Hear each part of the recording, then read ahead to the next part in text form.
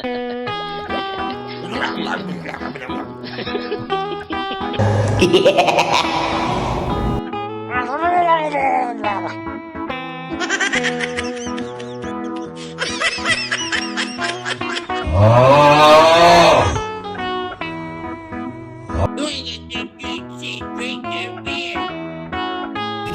the hell?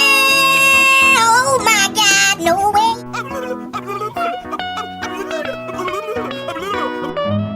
Run.